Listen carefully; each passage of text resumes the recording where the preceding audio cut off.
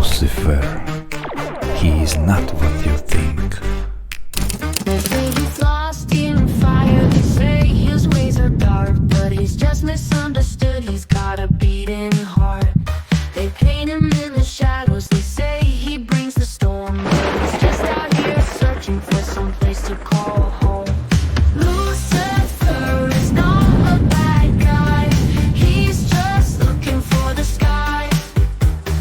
Lucifer is not what they say. So check it out.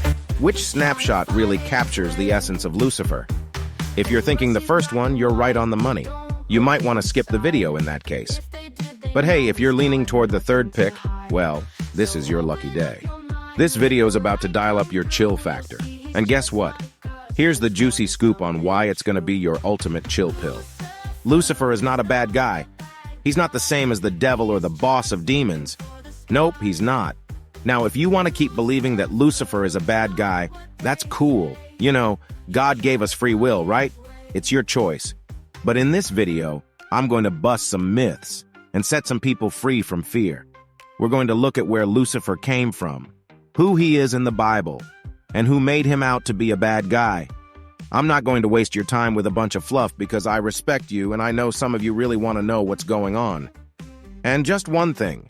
If you think Lucifer is a bad guy, do me and the rest of us a favor and drop a comment with a Bible verse that shows Lucifer as evil, monster, devil, or anything like that. I'd love to see it. So open up your mind, let the light come through. You'll see he's just like us, just wanting something true. Lucifer is not a bad guy. He's just looking for the sky. So here's what I found out with my amateur research. The word Lucifer only shows up once in the whole Bible in Isaiah 14:12. We'll get to that later, but first, here's what you can expect from this video. First, we'll check out where the word Lucifer came from and what it means. And the angel once whispered.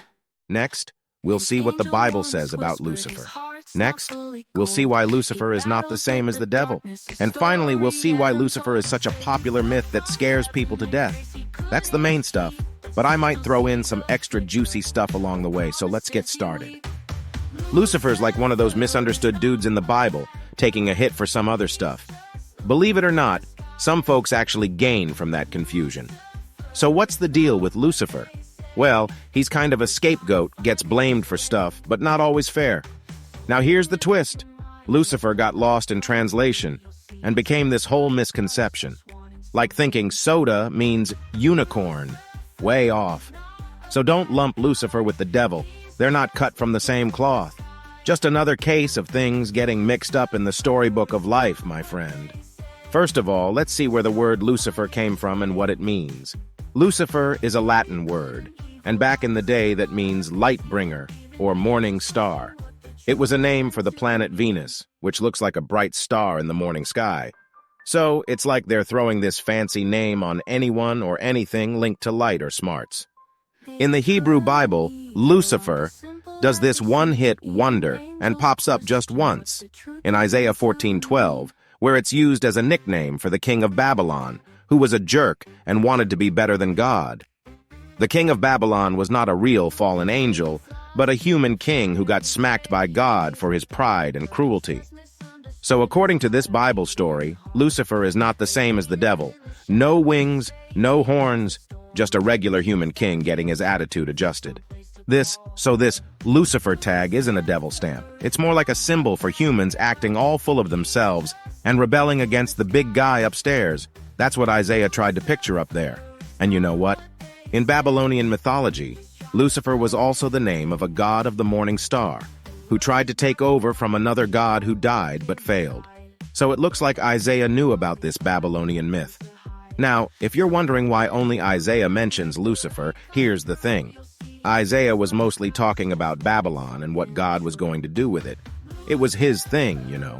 So, Isaiah seems to be channeling some myth vibes there, including Lucifer. He spiced it up with some Lucifer magic to make his point pop, you got it? But hold up, Isaiah does throw a twist in there, calling him a fallen angel who went all rebellious against God and got the boot from heaven. But here's the kicker. If we're talking kicks, Adam and Eve got booted from Eden too, right? But we don't slap them with devil or demon labels.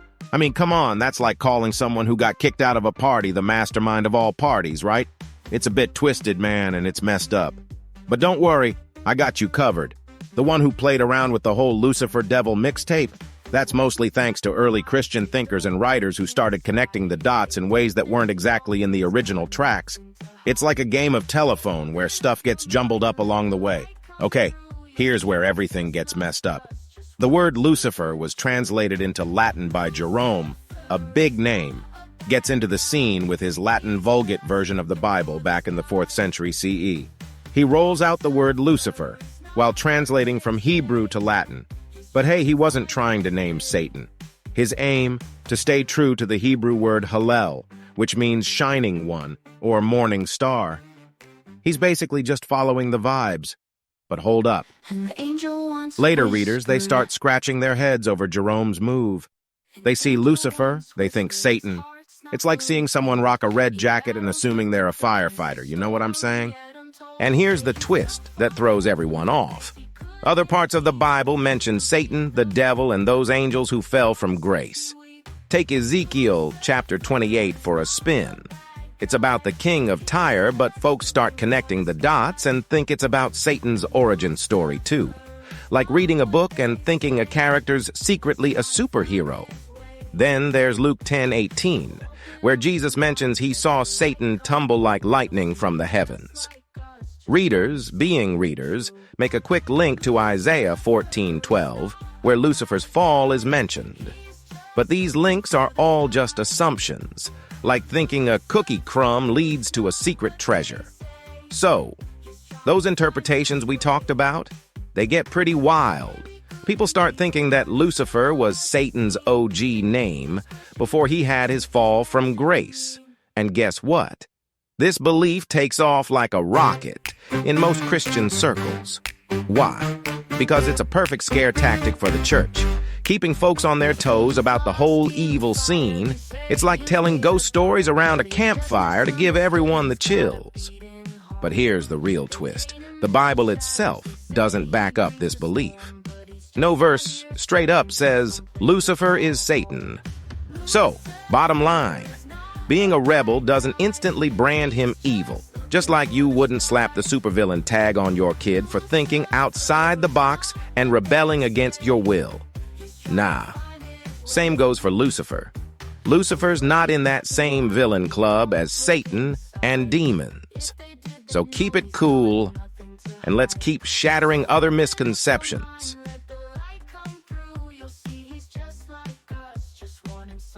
True.